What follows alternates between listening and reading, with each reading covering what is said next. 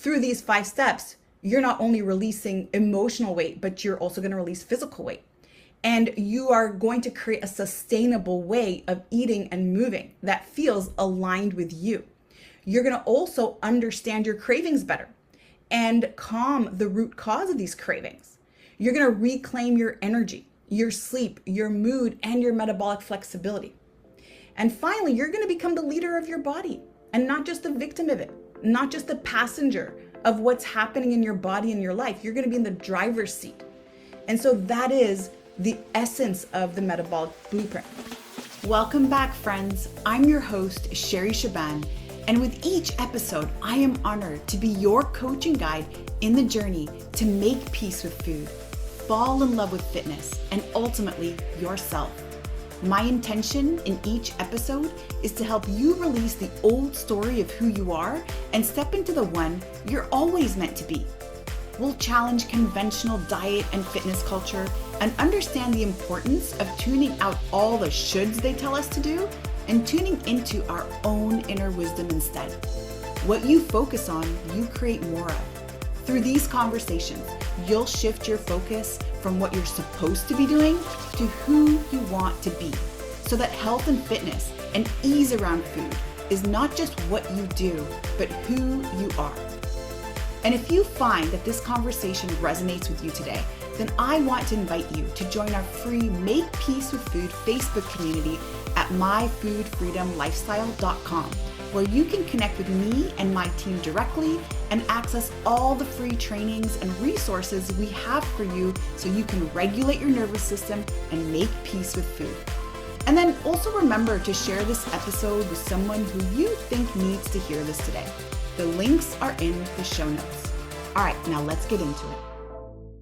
And now I want you to walk you quickly into the 5 steps, because ultimately through these 5 steps, you're not only releasing emotional weight, but you're also going to release physical weight. And you are going to create a sustainable way of eating and moving that feels aligned with you. You're going to also understand your cravings better and calm the root cause of these cravings. You're going to reclaim your energy, your sleep, your mood, and your metabolic flexibility. And finally, you're going to become the leader of your body and not just the victim of it, not just the passenger of what's happening in your body and your life. You're going to be in the driver's seat. And so that is the essence of the Metabolic Blueprint. And our first step to achieving our Metabolic Blueprint is going to be resetting your hormones. You have to reset your hormones, and it all starts with cortisol. That is the boss hormone. That is the master hormone. Because when cortisol is out of balance, it's going to throw off your insulin and drive your cravings. And then it's going to mess with estrogen and create estrogen dominance. And then it's going to up your ghrelin signals, which makes you want to eat more and always feel hungry. And then it's going to sabotage your leptin signals and make you leptin resistant so that you don't feel full. And so your first step is resetting your hormones. If you're trying to release weight and make changes in your body, but you're not resetting your hormones, you're going to be driven by your hormones, no matter what. You may get results. You may not even see results at all because your body's being stubborn. But ultimately, these results won't last because your hormones are still off. So step number 1 of your metabolic blueprint is resetting your hormones. And step number 2 is experimenting with habits. And we've got many different habits that are going to help you reset your hormones. And these are not just habits around how to eat, but these are different things in your life that are going to help you reset your hormones. You're going to learn that diet is not just what you're consuming through your mouth. It's everything you're consuming through your body, which involves people you're hanging out with, the environments you're spending time in. It's your work environment. It's the people that you spend little time with too, such as people on social media who are influencing you. So all of these become a part of your diet. And we continue to expand on that because your diet also includes your breath. It includes your thoughts. It includes your self-talk. All of that is your diet. The amount of media you engage in. So it's so important to take that into consideration, because when we experiment with habits, we're not just experiment with eating habits. We are experimenting with all of our lifestyle habits.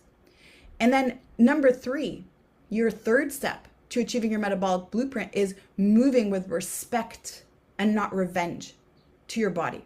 Moving with respect and not revenge, which means you've got to find something that aligns with you, that gives you that ability to stay in safety mode, that you're not always feeling so stressed about. If you hate running and force yourself to run, or if you hate cardio and force yourself to do cardio, or if you hate to do certain things or eat certain things, that's going to constantly create chaos. It's going to constantly feel like a stressful situation. So your third step is moving with respect and not revenge. And then your fourth step is rewiring your response to triggers. A trigger is like a loaded gun. There are certain things that happen in your environment, and this could be as simple as the way somebody chews, or the way somebody handles something and it makes a weird sound that just triggers you, or certain words that are said to you. And when you're able to identify your triggers, you can unload that gun so that your nervous system is not reacting. And this is a true story for me. The way that chewing and mastication happens is very triggering for me. If there's a lot of sound or a lot of noise while somebody's eating and there's this constant suction noise, it's very triggering. Or if somebody slurps their tea, if they're drinking a hot beverage and I hear the sound, that's incredibly triggering for me. Why is that triggering for me? I didn't know for the longest time. Why is it that every single time I hear somebody sipping their tea, it's so triggering for me? Until I did the work through hypnotherapy and linked my unconscious mind, which holds all of my memories, the ones that I totally forgot about, and which made all the decisions and created all my triggers.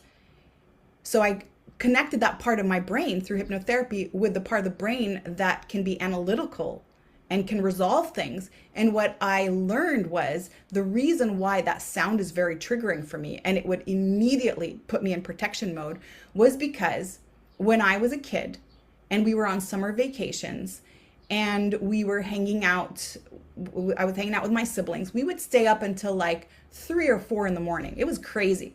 And both my parents were physicians. They worked late. My dad used to do 24-hour shifts at the hospital, and he'd be really upset if he came back home and he'd see that we were still up. And so what we would do is we would try to get to bed knowing that he'd maybe walk in around 8 a.m. So we tried to get to bed at like 5 a.m. or 6 a.m. sometimes, just to make sure we were in bed before he got home. And so what he would do, because he knew we stayed up and he knew we pulled another all-nighter watching movies and eating popcorn, he would actually go make himself a cup of tea the moment he came home. And I was sleeping with my sister in her room. I'd bring my sleeping bag and I would sleep on the floor next to her. And this was just something, the way that we spent our summer together. He'd walk into the room and slurp his tea. And we had just fallen asleep. It was like 2 or 3 hours into falling asleep after an all-nighter. And he would do this purposely to wake us up. And he did this every single time he came back from work after a 24-hour shift. And it just suddenly dawned on me, oh my goodness, that was so stressful because I couldn't ask him to stop. And if I did, he wouldn't stop. He did that to tease us. He did that to poke at us because he knew we went to bed so late. So this is an example of how you can really uncover these triggers. And I shared with you a silly trigger, but there are other triggers. There are other triggers that prompt the not enoughness, that prompt that feeling of a scarcity, that there's something that we're not doing well, or that we need to do better, or that we need to have more of. And so that's why it's so important to rewire your triggers. And that's why it's the fourth and most crucial step in creating your metabolic blueprint. And finally, number 5, it's living your diet beyond food. Your 5th step to your metabolic blueprint is living your diet beyond food.